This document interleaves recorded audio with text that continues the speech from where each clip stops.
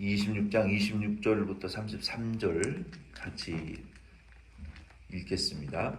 아비멜렉이 그 친구 아호삿과 군대 장관 비골과 더불어 그랄에서부터 이삭에게로 온지라. 이삭이 그들에게 이르되 너희가 나를 미워하여 너희를 떠나게 하였거늘 어찌하여 내게 왔느냐. 그들이 이르되 여호와께서 너와 함께 계심을 우리가 분명히 보았으므로 우리의 사이 곧 우리와 너 사이에 맹세하여 너와 계약을 맺으리라 말하였노라. 너는 우리를 해하지 말라. 이는 우리가 너를 범하지 아니하고 선한 일만 내게 행하여 내가 평안히 가게 하였음이니라. 이제 너는 여호와께 복을 받은 자니라. 이삭이 그들을 위하여 잔치를 베풀매 그들이 먹고 마시고 아침에 일찍이 일어나 서로 맹세한 후에 이삭이 그들을 보내매 그들이 평안히 갔더라. 그날에 이삭의 종들이 자기들이 판 우물에 대하여 이삭에게 와서 알려 이르되 우리가 물을 얻었나이다 하매 그가 그 이름을 세바라 한지라. 그러므로 그 성읍 이름을 오늘까지 브엘세바더라. 아멘. 이삭이 세 번 창세기 26장 1절로 25절 말씀에 보면은 지난 시간에 살펴본 대로 세 번이나 땅을 옮겼는데 네 번째 땅에 이제 브엘세바에 도착해서 브엘세바에 도착하기 전에 이게 르호봇이라는 곳에 도착을 했어요. 그곳은 광활하고 넓은 땅이다라는 그런 의미가 있어요. 그래서 그곳에 도착해서 이제 평안을 얻었습니다. 그런데 그것으로 만족할 수가 없었던 것 같아요. 이제 큰 땅도 얻었고 괴롭히는 사람도 없고 모든 사람들이 나에게 화목하자, 또 잘 지내보자, 사업도 잘 되고 계약도 잘 되고 주문도 많아지고 손님도 많아지고 그리고 모든 사람들이 구글 리뷰도 참 잘 남겨가지고 별 5개 막 이제 인지도도 높아지고 이제 괴롭히는 사람도 없어요. 어카운트에 돈도 제법 쌓이고 이제 잘 먹고 잘 살 일만 남았는데 이삭이 왜 브엘세바로 올라갔을까요? 그 정도 되면 하나님 찾을 필요 없고 그냥 적당히 주일날 예배 드리고 봉사 안 하고 그냥 평안하게 살 수도 있잖아요. 놀러 다니면서. 근데 평안하고 형통하고 모든 게 잘 되는데 왜 거기 정착 안 하고 왜 다른 땅으로 또 갔냔 말이에요. 여러분 브엘세바라는 것은 어느 지역이냐면 이삭이 최초로 본문에는 이름을 지은 것처럼 기록이 되어 있지만 원래는 창세기 21장 말씀에 보면은 아브라함이 그곳에서 최초 약속의 땅에 대한 소유권을 얻은 곳이 브엘세바예요. 애굽이 가나안 땅에 들어왔다가 하나님이 발붙일 땅 한 평도 안 주시니까 한 스퀘어핏도 안 주셨어요. 그러니까 애굽으로 갔다가 또 흉년이 들면 또 딴 데로 갔다가 사람이 두려우면 또 딴 데로 도망갔다가 이렇게 도망다니는 그런 삶을 살다가 하나님 약속의 땅에 있으면 두려워. 하나님 약속의 땅에 있으면 원수가 생기고 원수가 아니라 이유 없이 괴롭히는 자들이 생기고 하나님 약속의 땅에 머무르려고 하면 자꾸 권세자들이 와서 건드리고 방해했단 말이에요. 그러니까 두려워서 평안을 위해서 평안한 땅으로 자꾸 가려고 했는데 하나님 오히려 그곳에서 다시 약속의 땅으로 돌려보내시면서 근데 약속의 땅에 가면 땅은 안 주셔. 땅 주시겠다 그러고 왔는데 땅은 안 주시고 아들 주시겠다 그래가지고 한 후손을 통해서 만민이 복을 받는 씨앗을 주겠다고 하셔놓고서 그 씨는 안 주는 거야. 그러니 얼마나 답답했겠어요. 근데 그러다가 최초로 조그마한 땅과 우물물을 약속의 땅에 그 부동산의 소유권을 하나님이 주신 날이 브엘세바라는 곳이에요. 브엘세바. 거기 창세기 21장 말씀에 보면은 그 브엘세바에 아브라함이 올라가서 영원한 여호와 하나님의 이름을 불렀더라라고 창세기 21장 31절에 33절에 기록이 되어 있어요. 근데 얼마 후에 이삭이 자라나서 아버지가 타국에 쫓겨났다가 다시 돌아온 브엘세바로 올라가서 거기에 가서 여호와의 이름을 부르고 제단을 쌓은 이게 일이 반복이 되는 거예요. 그래서 오늘 말씀의 그 주제는, 오늘 우리가 묵상해야 될 주제는 그거예요. 아브라함의 브엘세바, 이삭의 브엘세바. 아브라함과 이삭의 브엘세바, 우리 덴버션 장로교회의 브엘세바는 어디인가? 이걸 좀 묵상을 하면 좋겠어요. 이삭이 아비멜렉이 아브라함에게도 그 브엘세바의 땅을 주면서, 그리고 아브라함이 많은 재물을 주고 약속하고 맹세하고, 이 브엘세바의 우물물들은 너에게 주겠다, 뺏지 않을 것이고 우리가 싸우지 않을 것이다 라고 약속했는데 나중에 도로 이제 뺏었거든요.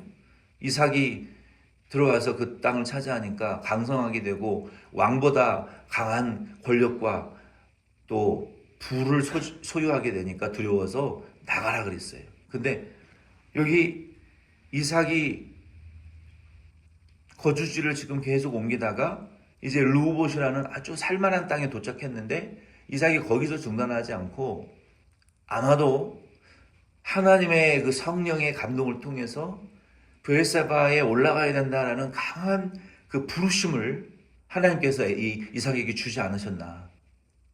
그렇지 않고서는 그 평안하고 안전한 장소를 놔두고 브엘세바에 다시 갈 이유가 없어요. 하나님이 기도 중에 혹은 묵상 중에, 이삭은 좀 소심하고 이제 묵상하는 사람이었기 때문에 아마 묵상했던 것 같아요.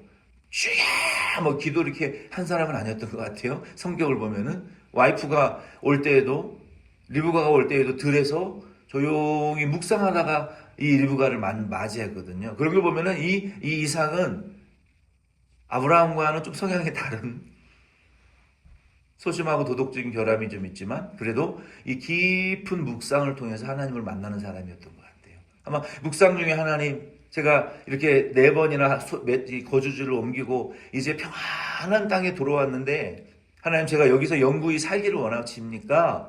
앞으로 내가 어디로 나아가야 되겠습니까? 어떤 땅으로 가야 되겠습니까? 라고 하나님께 깊은 묵상을 했었던 것 같아요. 그랬는데 하나님께서 그 깊은 묵상 가운데에 하나님이 길을 보여주신 것 같아요. 이 묵상은요, 우리가 영적인 훈련 가운데에 가장 최고의 단계라고 할 수 있어요.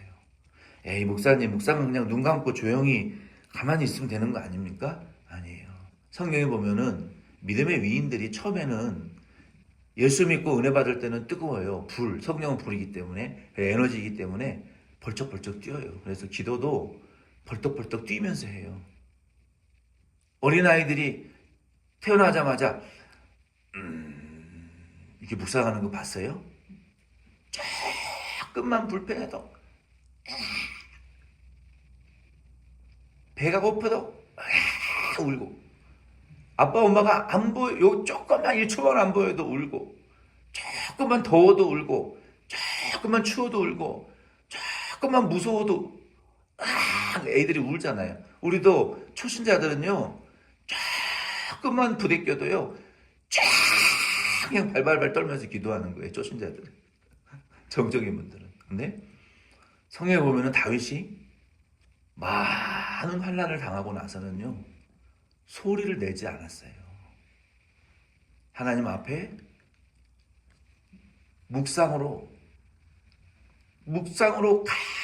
간절히 부르짖으면서, 묵상으로 침묵하면서 하나님의 얼굴을 간절히 소망했다고요. 그러니까 이 믿음의 이 높은 경지에 영적으로 성숙한 분들은요, 그렇게 막 난리치면서 기도하지 않으시더라고요. 보니까 조용하고 깊은 묵상의 세계로 들어가더라. 그래서 여호와의 말씀을 묵상하고 다른 어떤 사람과 어떤 사람의 말로 즐거워하는 것이 아니라 묵상 중에 진리 가운데에서 그 진리의 사랑으로 모든 오래 참고 인내하고, 그래서 바울이 고린도전서의 사랑은 맨 먼저 뭐예요? 오래 참는 거다. 깊은 묵상 중에 인내하고 오래 참으면서 여호와의 얼굴과 빛을, 그 여호와 하나님의 음성을 사모하는 이런 이 묵상의 단계, 그게 참 의도적으로 되는 것이 아니라, 한국의 어떤 유명한 목사님이 무슨 미국의 그 리차드 포스터, 유명하다고 하는 그 기도에 대한 깊은 학문적인 그 조회를 보였던 리차드 포스터와 같은 분들의 책들을 인용해서, 근데 관상기도라는 것들을 들여왔어요. 근데 그건 성경적인 것은 아닙니다. 사실은 불교의 수행과 거의 비슷한 거예요. 그것만 해야 된다라고 말하는 것이 잘못된 거예요. 기도의 방법은, 하나님께 가까이 나아가는 방법은 여러 가지가 있는 거예요. 믿음의 초신자는 달달달거리고 난리치면서 하나님 앞에 기도할 수 있지만, 우리가 하나님 앞에 정말 믿음의 깊은 영적인 그 깊은 단계에 들어가신 분들은 하나님과 묵상으로 깊은 이 교제를 나누는 단계에 들어간 성숙한 분도 있는 거예요. 자기의 믿음의 분량에 맞춰서 하는 거예요. 그래서 이삭은 아마도 이 묵상 가운데에 하나님의 감동과 또 성령의 인도하심을 받아서 이 브엘세바라는 장소로 이제 올라갔던 것이 아닌가. 그때 하나님께서 그동안은 미워하고 대적하고 반대하고 줬다 뺏는 이런 왔다 갔다 신의를 지키지 않는 아비멜렉이라 할지라도 하나님이 간섭하지 않았어요. 근데 어느 날 갑자기, 언제? 이삭이 브엘세바에 올라간 즉시. 그러니까요, 하나님의 역사가 내가 원한다고 되는 게 아니라, 우리가 브엘세바에 올라가면 원수는 하나님이 알아서 다스리시는 것을 여러분 믿으시기를 바랍니다. 다리를 부러뜨리시든지 목을 부러뜨리시든지 감옥에 쳐넣든지 뭐 배가 아프게 하시든지 하나님이 알아서 하실 일이라고요. 우리는 하나님의 감동을 따라서 브엘세바의 자리로 올라가면 되는 거예요. 어느 날 갑자기 가만히 있다가 브엘세바가 이 아비멜렉이 이삭까지 뭐 별것도 아닌 게 남의 나라 와가지고 이민자 주제에 네가 뭔데 그렇게 돈도 많이 벌고 부자가 돼가지고 나보다도 더 강한 권력자가 돼 까불고 있어. 나가! 준 거 다 뺏어! 쫓아냈는데 어느 날 갑자기 하나님 아브라함 때 역사하셨던 것처럼 하나님이 밤에 음성이나 꿈이나 환상으로 내 이놈! 네가 감히 내 여호와 만군의 여호와 하나님의 시킨 일을 하는 이삭을 네가 쫓아내. 네가 그런 무시해. 하나님이 아주 엄청 두려운 모습으로 말씀하신 것 같아요. 어느 날 갑자기 아비멜렉이 군대 장관 막 끌고 나타나가지고 화해하자. 본문에 지금 그렇잖아요. 화해하자. 내가 너 땅 다 돌려줄게. 네가 너한테 뺏은 거 원래 네 아버지한테 약속했던 건데 우리 화목하자. 절대 우리 죽이지 마. 우리 침략하지 마. 그럼 너도 좋고 나도 좋아.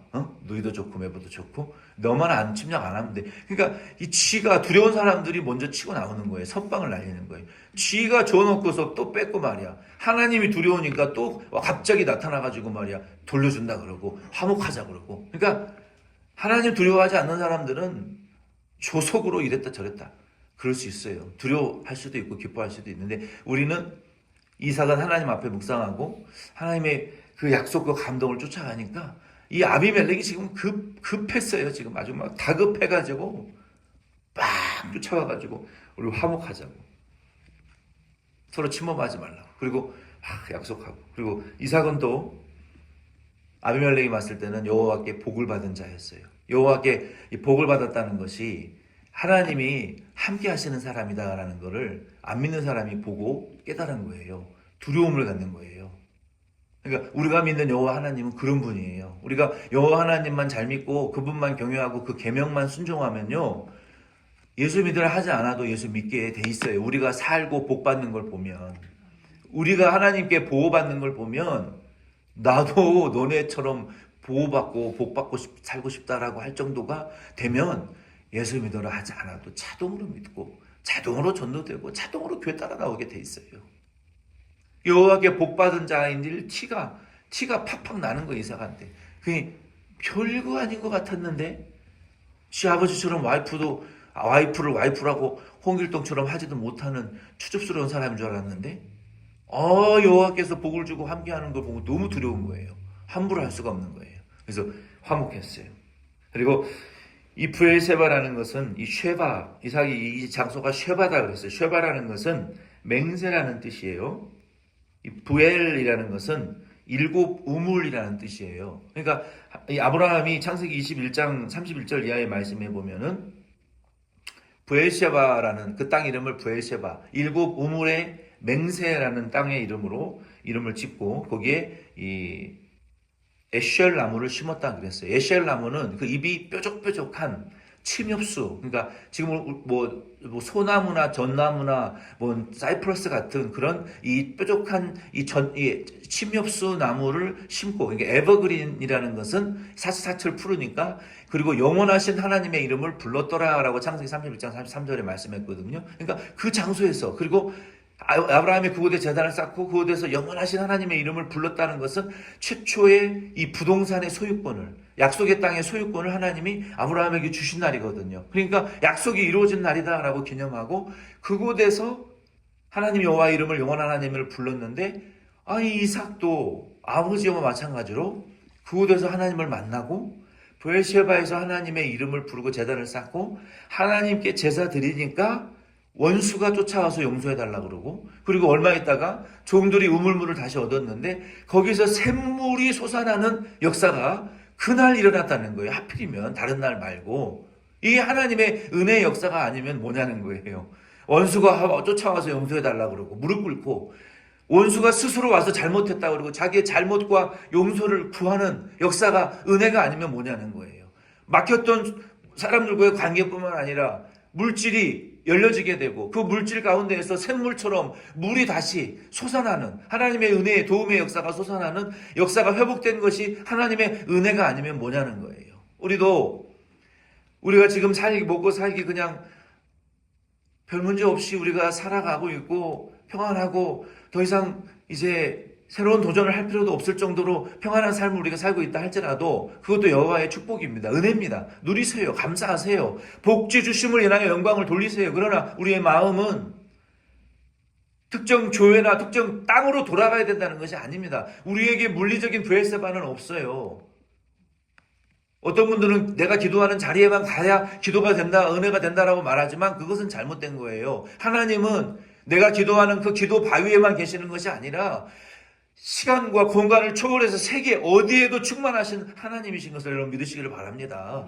어디서든지 무릎 꿇고 주의 이름을 부르면 구원을 얻으라고 했는데 꼭 특정한 브엘세바라는 장소에 가야 되는 건 아니에요. 우리의 마음이 하나님이 우리를 부르신 곳, 하나님이 우리에게 주신 약속의 땅, 하나님이 우리에게 주신 사명, 하나님이 우리에게 주시기로 한 그 약속의 구체적인 말씀을 붙들고 우리도 아무 문제 없고 사람들과의 관계의 갈등도 문제 없고 물질적으로 풍요하고 몸도 건강하고 내 부모도 좋고 자녀도 좋고 모든 친구 관계도 좋지만 정서적으로도 부족할 것이 없는 만족스러운 삶이지만 우리의 마음은 하나님의 약속과 언약과 주의 부르심에 대한 소망, 천국에 대한 소망, 우리 주 예수 그리스도의 이름과 복음 전도의 사명을 위한 그 마음을 향하여, 믿음의 자리를 향하여 우리는 항상 나아가야 된다는 거예요. 그래야 하나님이 우리의 원수나 우리의 삶에 모든 샘물이 터져 나와야 될 공간에서 적당한 샘물들과 은혜의 샘물들이 터져 나오게 하시고 원수들이 없게 하시고 공격이 없게 하시도록 그러한 평안한 삶을 우리에게 계속 유지해 주신다는 거예요. 그리고 하나님께서 이 이삭에게 브엘세바에 올라가셨을 때 이러한 일들이 일어나게 하신 것은 평안했잖아요. 인간관계의 갈등이 별로 없었잖아요. 근데도 그곳에 올라갔을 때 원수마저 무릎 꿇고 모든 소유물에 풍족한 샘물의 은혜가 터져나오게 하신 것은 뭐예요? 네 행위로 되는 게 아니다, 이삭아. 네가 도덕적으로 윤리적으로 인간관계와 모든 삶이 노력한다고 되어지는 게 아니다. 하나님의 약속과 은혜는 네 아버지한테 약속했다고 주는 것도 아니다. 네 아버지에게가 기도 많이 했다고 주는 것도 아니다. 네가 나 옆에 나와가지고 나를 경외하고 너와 나의 관계라는 거예요. 하나님과 나의 믿음은 관계지 너 아버지한테 약속했다고 주는 거 아니다. 아멘이십니까? 내 믿음 내 부모와 상관없어요. 내 신앙생활 내 부모와 상관없어요. 나와 하나님의 관계라는 거예요. 이삭과 하나님의 관계라는 거예요. 네 공로로 아버지의 공로로 되는 것도 아니고 내가 전적으로 주는 거다. 하나님이 그거를 알라고. 아버지가 브엘사바에서 경험했던 하나님, 이삭도 똑같이 브엘사바에서 하나님을 경험하게 하시잖아요. 은혜 받게 하시잖아요. 아브라함 때문에 되는 거 아니에요. 그러니까 우리도 부모 우리의 믿음에 있어서는 이 독립적인 영적 독립이 우리에게 그러니까 필요한 것 같아요. 그래서 우리는 이제 부모로서 자녀들에게 참 부끄러움이 많이 있지만 부모와 같은 인생을 살아라라고 할 수 있는 부모는 자신 있게 할 수 있는 부모는 그렇게 많지 않을 것 같아요. 자녀들아, 부모인 나처럼만 인생을 살아라 할 수 있어요? 떳떳하게? 못한단 말이에요. 감히 부끄러워서. 근데 한 가지는 말할 수 있어요. 자신 있게. 뭐예요? 주 예수를 믿어라. 성령 충만한 삶을 살아라. 하나님과 이웃을 사랑하라. 사명을 위해서 살아라. 천국이 있다. 예수의 재림이 있고 부활이 있다.